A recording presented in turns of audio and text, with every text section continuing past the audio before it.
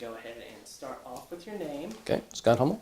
And if you could spell that out, please. ScotthUmmel. All right, and what's your position here at William Carey? Executive Vice President and Provost. Okay, so we're just going to talk about the Sure. state budget cuts, how that's going to Okay. work out. All right, so first question, how might these budget cuts affect the William Carey University? Well, they are going to affect the university because they affect our students. For our students to be able to come to Carey, they rely on financial aid. Over 90% of our students rely on some form of financial aid. By no means is all of that going to be state financial aid. Some of that will be federal, some of that will be institutional. But obviously financial aid is important for our students. And a reduction in that financial aid certainly has an impact on our students. And how much money, if you know, how much does the university currently receive from state fund from the state? Well, the university does not receive any funding from the state. Now, our students, our Mississippi residents, are eligible for receiving money from the state.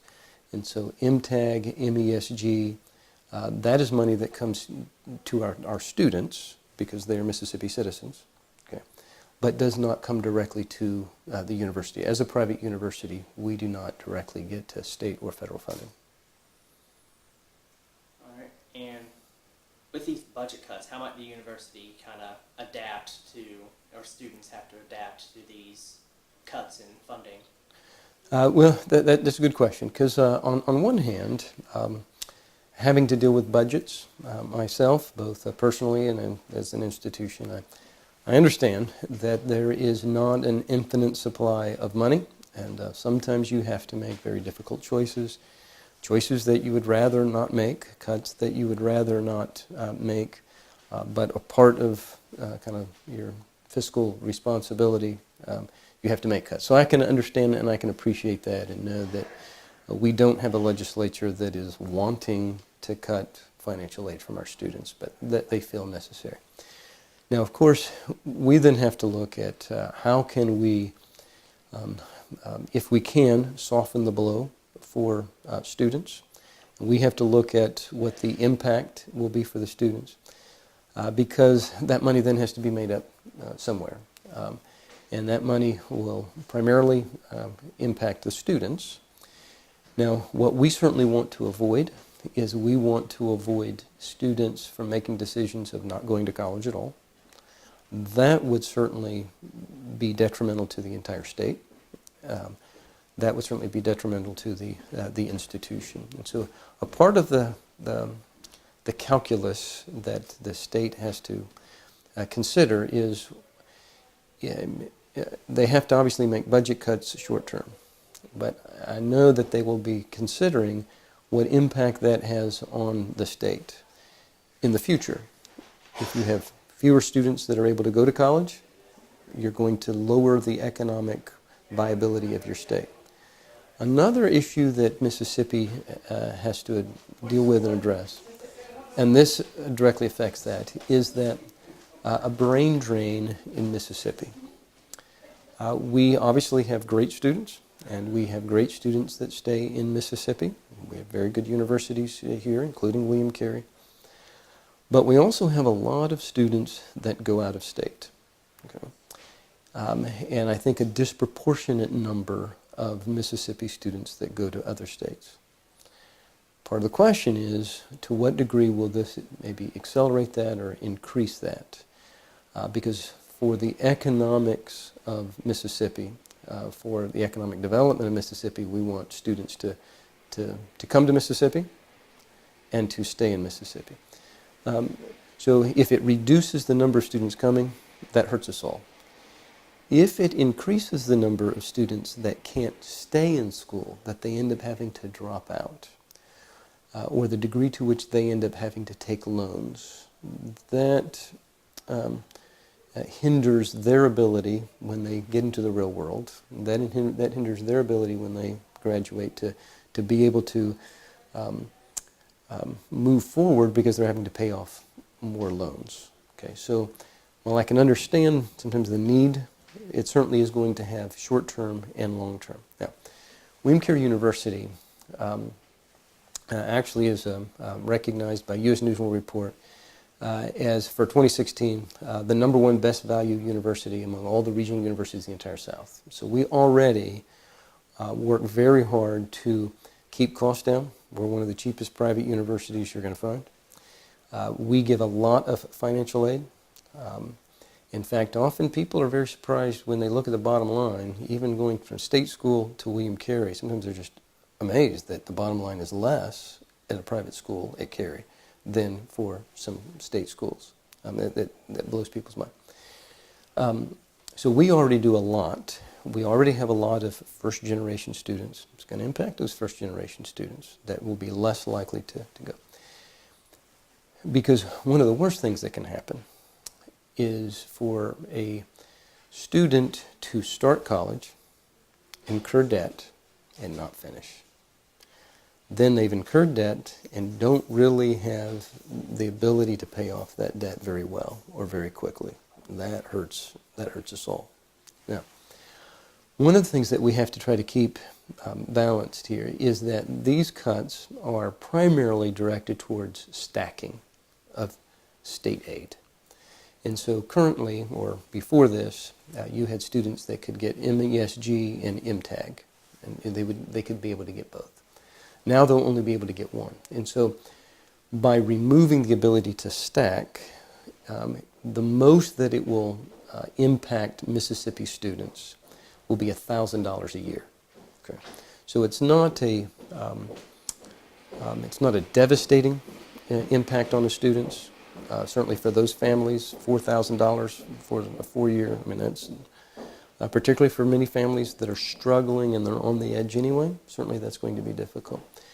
But we also don't want to overblow the impact. So we're talking, for some, it would be a maximum of $1,000. For us, who it's going to actually impact the most are going to be some of our Carey scholars, okay, because most of them actually stacked MESG and MTAG. What I hope that doesn't do is that I hope it does not encourage some of them to go to schools out of state because they lost that money. So that would be a concern of mine. Another concern of mine is that there's a particular provision in this change that may not happen, but it could. And the provision is that if they get to a certain point in the year and essentially run out of money, then they will prorate from that point on. They'll essentially cut Mississippi citizens, Mississippi residents families who have been paying taxes. Okay. If you go to a private school, you lose that money. Just gone. Okay. Now, if you go to a state school, then they'll continue to do that. So it may not happen. They may not have to cut that. Okay. Now, one of the concerns that I have, not just simply because I'm at a private school, but in many ways, private schools in Mississippi provide one of the very best bargains for the state. Their families pay taxes. They pay taxes, the same taxes for education. They're supporting education in Mississippi just like any other family in Mississippi. But they might lose their scholarship because they go to a private school. Private schools not getting state aid, not getting federal aid. And so, for example, our private school is able to produce 100 medical school graduates a year. And the cost to the state of Mississippi, nothing. That's a great investment. So we have 20,000 graduates, and the state didn't have to spend a penny, okay, towards the institution. So I wish that they had not included the provision of if they cutting students, Mississippi residents that attend private universities, and cutting that if they run out. Okay, that won't affect those that go to state schools. So, because Mississippi residents going to private schools provide the very best bargain for the state. All right, so you're saying that the state doesn't have to private universities, basically. That's right. So they're not spending money on the university. They are providing money to our students that qualify. But one of the provisions is if money gets too low, they're going to cut the students from private schools so that they can maintain the students that are going to the public schools. All right. And let's see. What do you think will happen to these public universities, with less money coming in from the state?